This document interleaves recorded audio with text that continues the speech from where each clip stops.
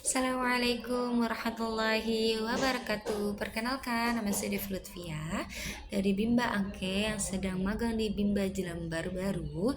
Saya akan mempresentasikan hasil magang satu saya. Yang bagian A, yang pertama ada apa pengertian fun learning. Fun learning itu adalah metode pembelajaran yang menyenangkan seperti itu. Nomor 2, mengapa proses pembelajaran harus have fun learning?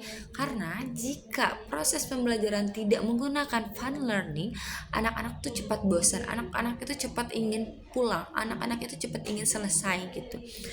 3, apa tujuan fun learning? Ini untuk menciptakan suasana aman, nyaman dalam keadaan belajar dan tidak merasa anak sama sekali terpaksa dalam belajar.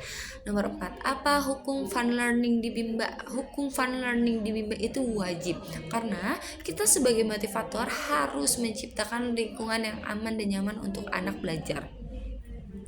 Nomor 5, siapa yang harus merasakan fun learning dan sebutkan. Yang harus merasakan fun learning pertama itu murid, karena dengan kita menerapkan metode fun learning, anak lebih interaktif, anak lebih excited untuk mengerjakan tugas-tugas yang kita berikan, baik itu PMR ataupun latihan. Begitupun orang tua, jika anaknya merasakan fun learning yang kita buat, mereka akan menyampaikannya kepada orang tua dan orang tua merasakan pembelajaran yang sangat fun learning. Selanjutnya nomor 6, siapa yang menciptakan fun learning dan sebutkan alasannya.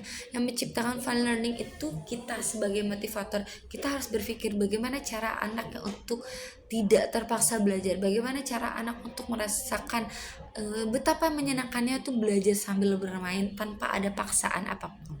Nomor 7, bagaimana cara menciptakan fun learning. Menciptakan fun learning itu kita melihat satu persatu bagaimana kemampuan dan kemauan anak ketika belajar. Bisa dari situ kita tahu apa yang anak butuhkan dan apa yang anak tidak butuhkan. Nomor 8, bagaimana cara mengevaluasi anak apakah fun learning atau tidak. Itu bisa dilihat dari mereka mengerjakan PMR atau latihan. Biasanya bisa dilihat itu dari ketika mereka datang. Hal tersebut difaktori oleh lingkungan yang mereka dapat sebelum mereka belajar.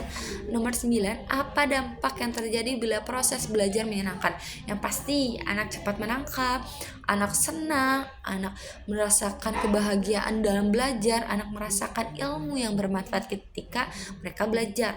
Nomor 10, apa dampak yang terjadi bila proses tidak menyenangkan. Yang pastinya anak itu murung, anak itu bosan, anak itu sangat amat tidak nyaman dan aman. Bagian B nomor 1, apa pengertian small system. Pengertian small system itu adalah pembelajaran secara bertahap. Nomor 2, mengapa proses belajar itu harus dilakukan secara bertahap atau small system.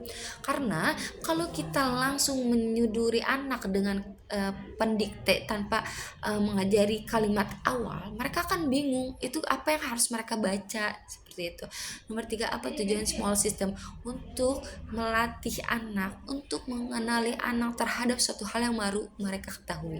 Nomor 4, bagaimana cara motivator dapat mewujudkan proses pembelajaran secara small system, yang dimana kita harus kenal dulu kriteria anak, baik itu kekurangan, kelebihan, kesenangan, dan lain sebagainya. Dari situ kita bisa mengerti apa yang tindakan yang pertama kita bisa ambil sampai tindakan terakhir.